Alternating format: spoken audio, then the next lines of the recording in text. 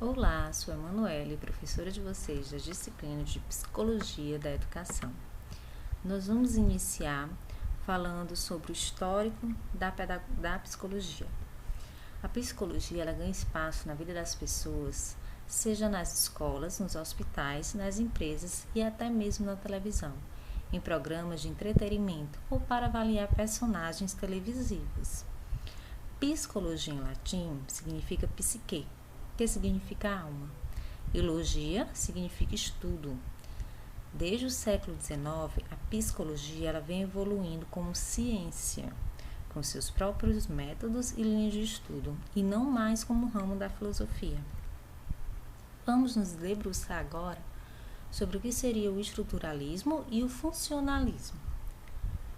O funcionalismo passa a compreender a mente como conglomerado que resulta em consequências práticas no mundo real, buscando a aplicação da psicologia aos problemas cotidianos.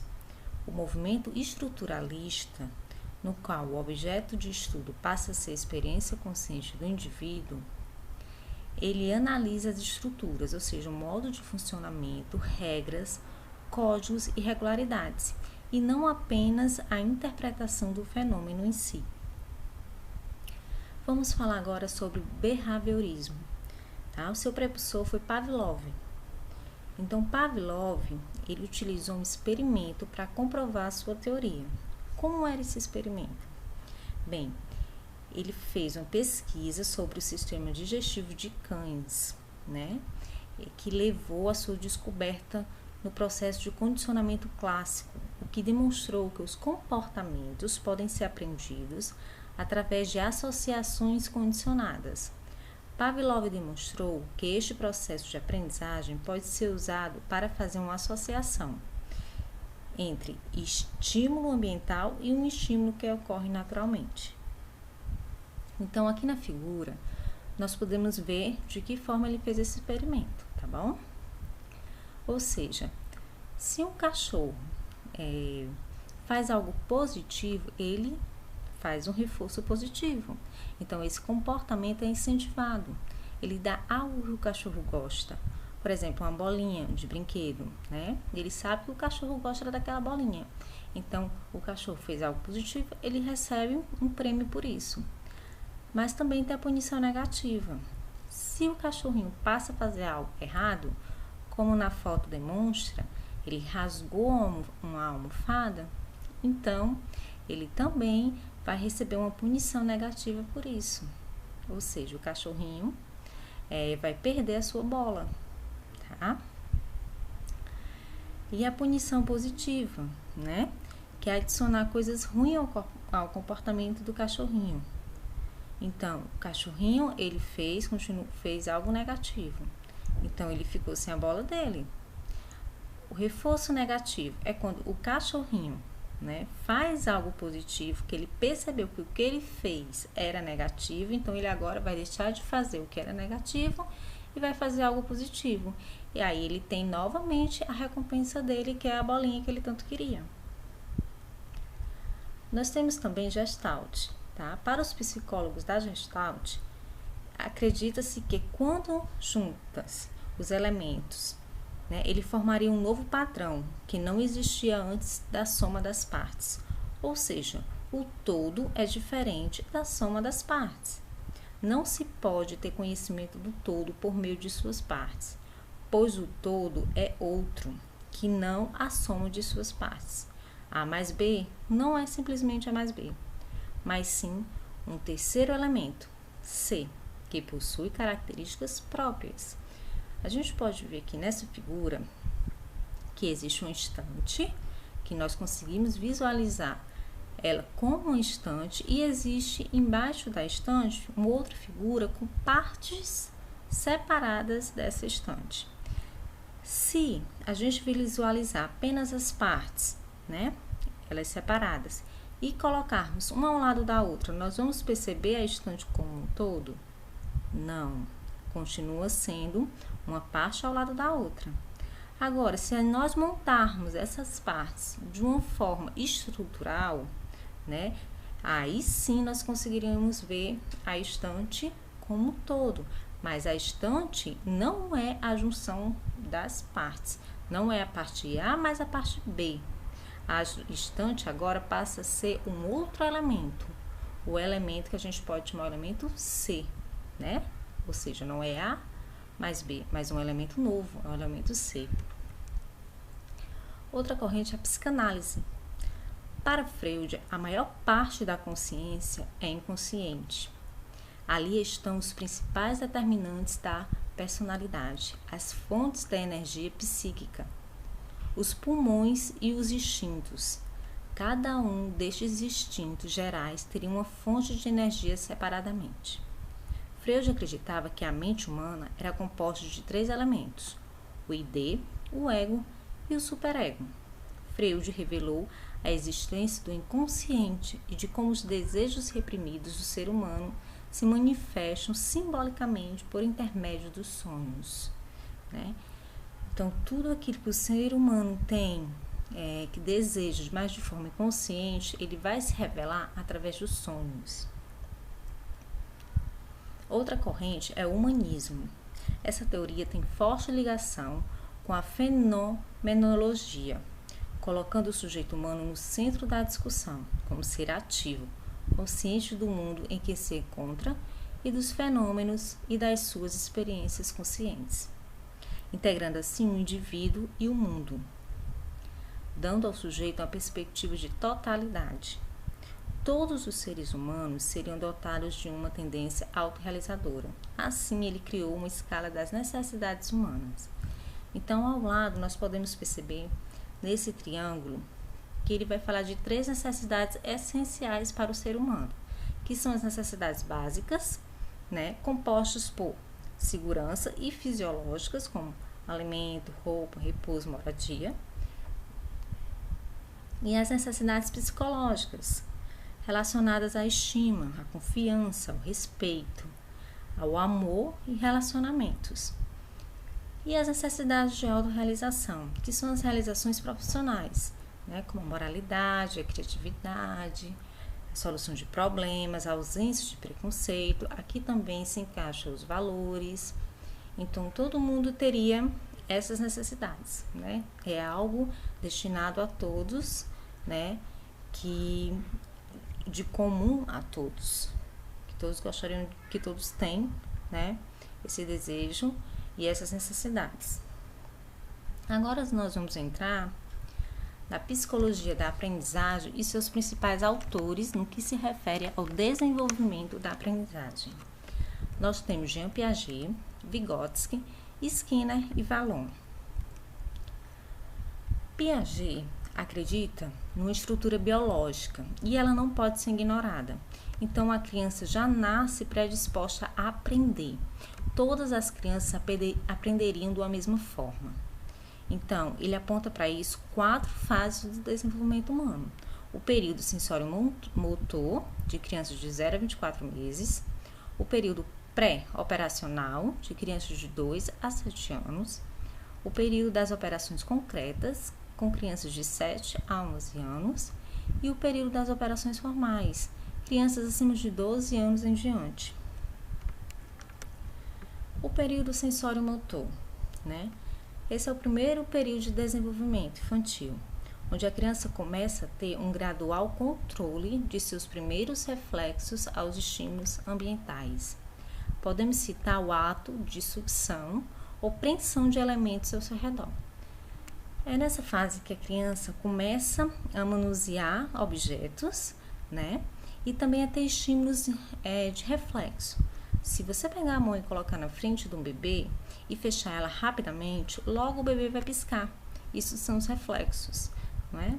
E ainda nessa idade, a criança já vai conseguir pegar os objetos sem deixá-los cair, tá certo? Alguns comportamentos também auxiliarão a criança a perceber melhor sua realidade, como a noção de permanência dos objetos. A realidade exterior será estável, não se modificando apenas por suas impressões. A causalidade, ainda que primariamente, ou seja, sabe, por exemplo, que se chorar, alguém virá para lhe alimentar ou lhe embalar. E a objetivação das séries temporais. Nessa fase também, a criança utiliza o choro para conseguir o que quer.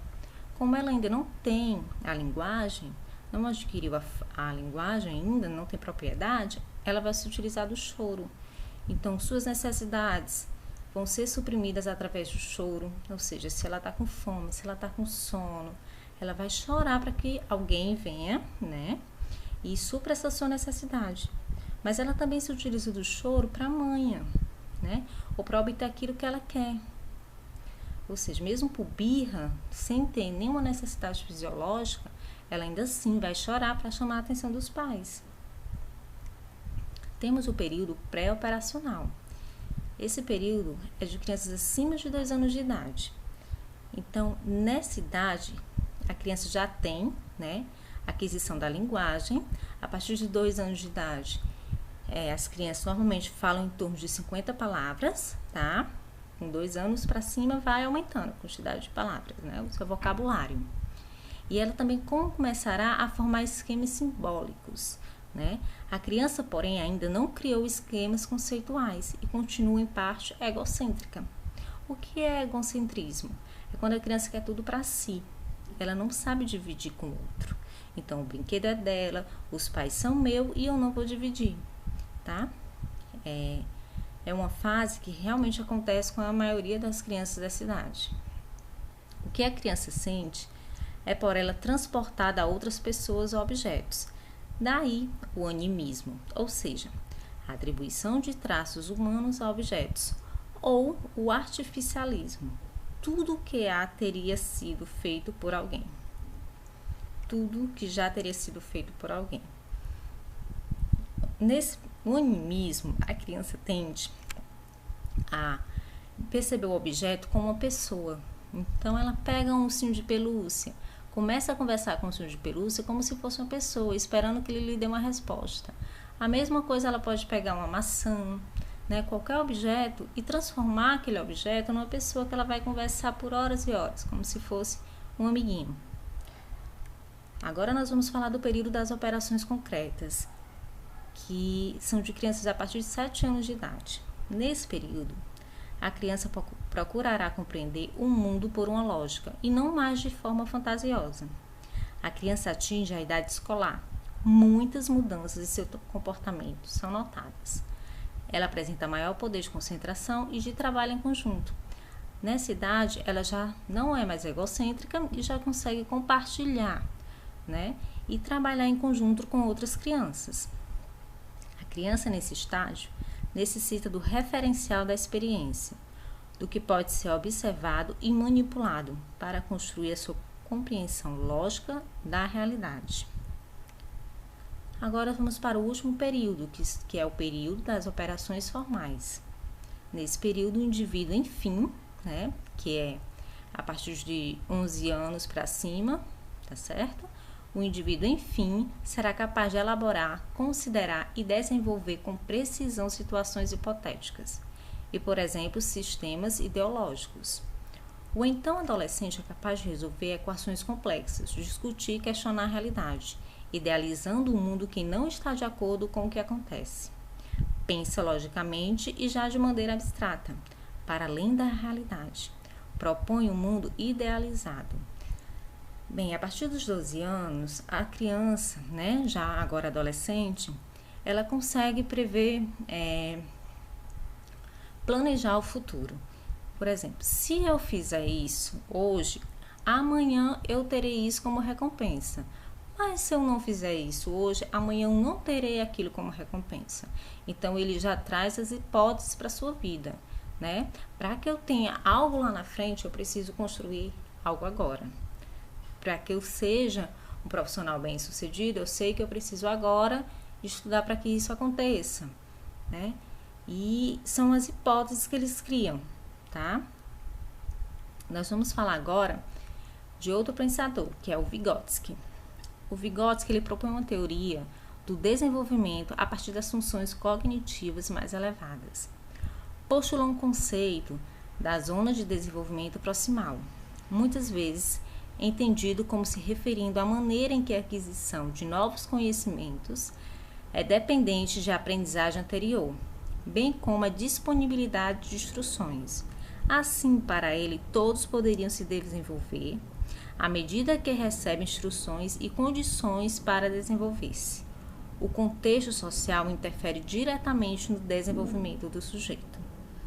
Então, já Vygotsky, ele acredita que o sujeito se desenvolve, mas a partir das influências do meio, diferente de Piaget, né? Piaget acredita que o indivíduo já nasce predisposto a se desenvolver de uma única forma, independente do seu meio social. Vygotsky não, acredita que o meio social interfere diretamente no desenvolvimento do indivíduo.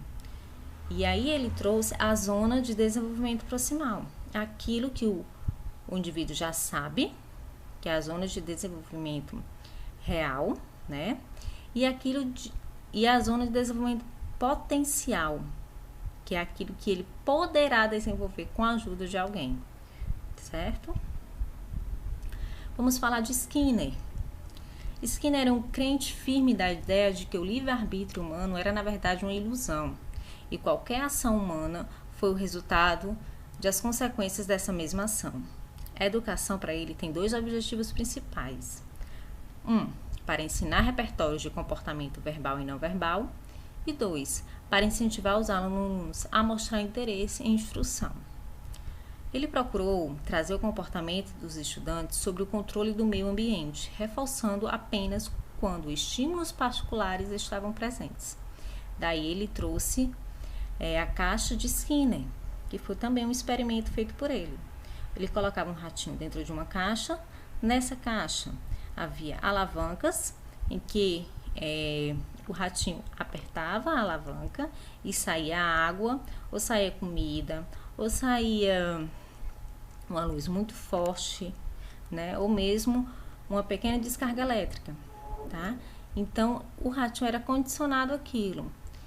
Com tantas tentativas de conseguir comida e água, e às vezes apertando as alavancas erradas, ele aprendia quais seriam as alavancas corretas para ele apertar e conseguir aquilo que ele queria. Isso foi um experimento apontado por Skinner. Agora nós vamos falar de Vallon. Vallon, assim como Piaget, também aponta 4 fases do desenvolvimento. Só que Vallon, ele aborda muito mais a afetividade nesse desenvolvimento. E ele traz 4 estágios. Os estágios impulsivos e emocionais, que é de 0 a 12 meses. Esses se apresentam na vida infantil. Eles são os sentimentos internos e os fatores afetivos promovidos com o ambiente. No plano do motor, este período é caracterizado por fragilidades de controle do motor e gestual, ou seja, a criança ainda nessa fase, ela não tem o controle motor, né? Às vezes ela pega no objeto e derruba sem querer, porque ainda não tem esse controle gestual. Tem outro estágio também, que é o sensório, motor e projetivo. Esse aí já é a partir de 1 ano até 3 anos de idade. Nesse estágio, o que prevalece para a criança é a influência do mundo exterior. A integração desta influência externa apoiará o despertar de 2 tipos de inteligência. Um prático, que é por meio da manipulação de objetos, e o próprio corpo de criança. O outro, o discursiva, através da imitação e apropriação da linguagem. Então, é nessa faixa etária de 1 a 3 anos que a criança começa a imitar, né? Além de se apropriar da linguagem, onde ela começa as primeiras palavras, né? A formar as primeiras frases, também ela passa a imitar muito. Então, ela tende a imitar muito a menina mãe, o garotinho, o pai. Então, é ter muito cuidado com aquilo que a gente apresenta para as crianças, né? Porque ela tende a imitar tudo. Tem a fase do personalismo, que é de 3 a 6 anos. Caracteriza-se pela predominância das funções afetivas da inteligência. Cerca de 3 anos de idade, a criança tende a ser oposição ao adulto. É uma espécie de crise negativista, mas essa atitude é logo seguida por um período de imitação motor e social. Então, nessa fase, a criança tende a ser tudo que o adulto fala, ela ir contra, né? Ela não aceita uma imposição. Ela quer sempre ir contra. Ela sempre vai contra algo que o adulto fala. Mas logo em seguida, após os 3 anos de idade, não. Aí ela já começa mais a aceitar, né, a posição do adulto e a respeitar as normas. O último estágio de Vallon é o estágio categorial, que vai de 6 a 11 anos. Aqui, as faculdades intelectuais parecem assumir a liderança sobre o afetivo. Durante a sua escolaridade, a criança adquire as capacidades de memória voluntária e atenção. Sua inteligência se aproxima da formação de categorias mentais, que levam às capacidades da abstração. Bem, aqui nós encerramos nossa aula. Espero que vocês tenham gostado. Aproveitem e até a próxima.